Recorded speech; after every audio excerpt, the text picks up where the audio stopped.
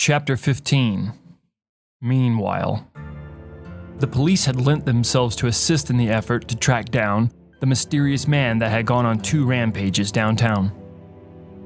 The amount of destruction that had been brought on by one man was simply astonishing and had elevated the presence of the military as well as the private security force on loan to the US government by the Cain Corporation.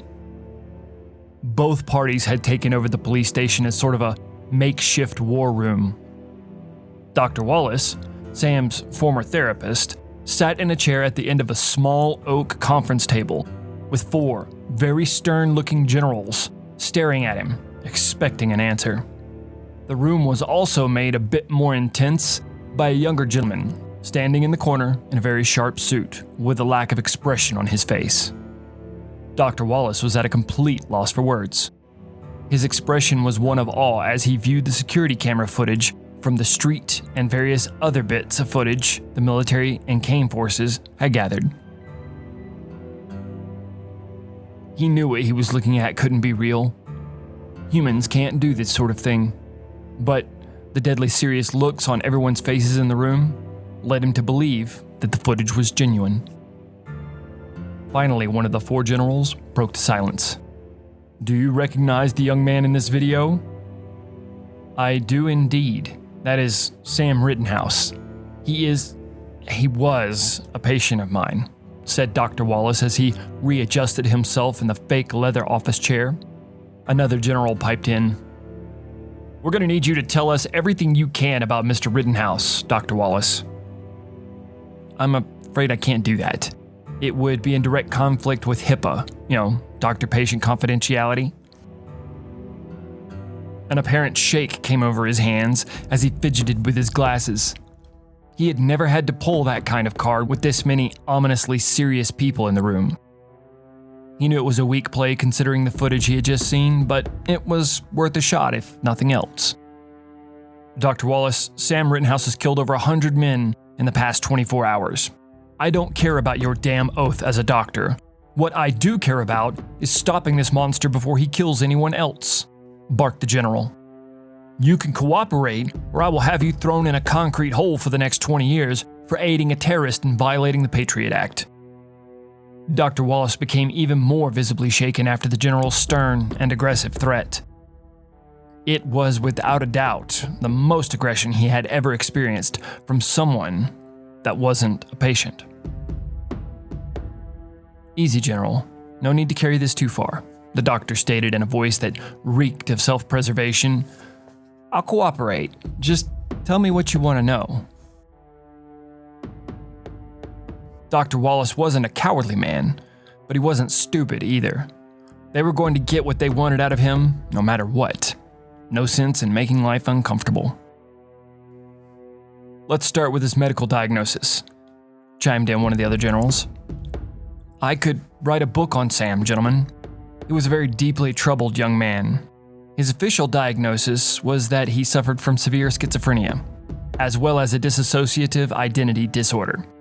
He never really got violent, but he did have some very rough times.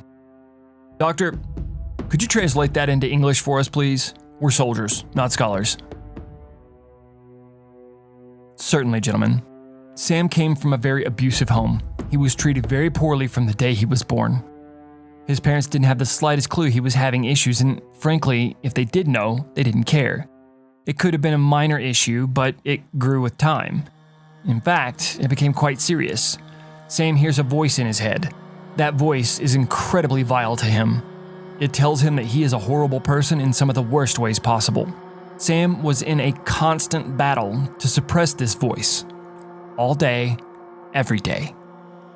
To further complicate the matter, the voice would often become too strong for him to suppress and would eventually take over his psyche," explained the doctor. "So we have a nutcase on our hands." "No, you don't. Sam is a very capable human being. For the most part, he's smarter than your average Joe. However, this other persona that lives inside of Sam's subconscious is a very violent and destructive side of Sam. It calls itself Malice.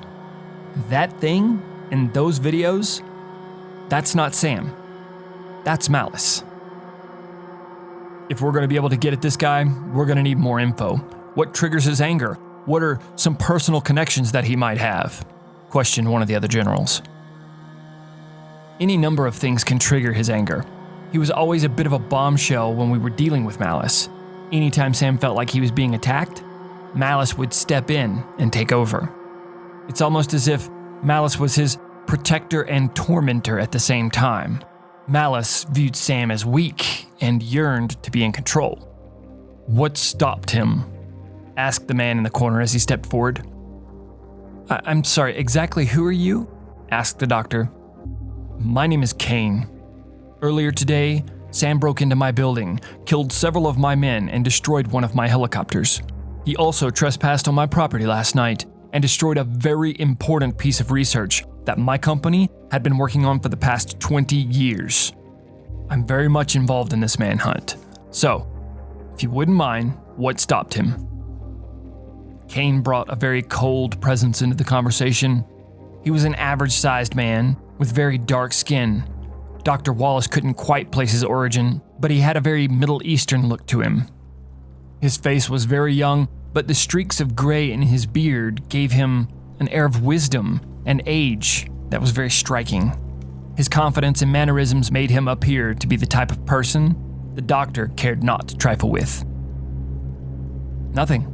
We tried everything. Hypnosis, breathing, sedation, restraints, none of it worked. Time was the only thing that would do the trick.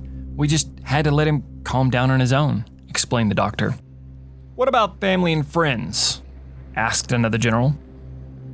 I haven't seen Sam since his mother and father were killed in a fire. I know nothing about his friends currently.